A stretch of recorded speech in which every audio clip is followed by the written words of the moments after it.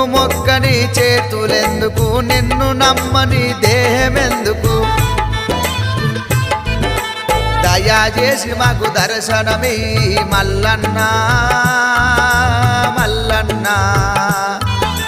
నీవే దిక్కు మొక్కని నమ్ముకోనున్నా,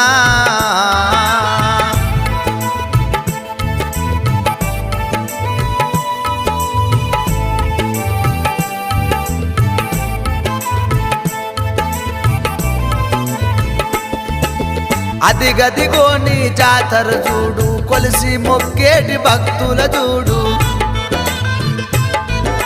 సూది మానుగుండు మీదాను మల్లన్న మల్లన్న. ఆ సుక్కల పర్వతం మీద నిలిసి ఉన్నావన్నా,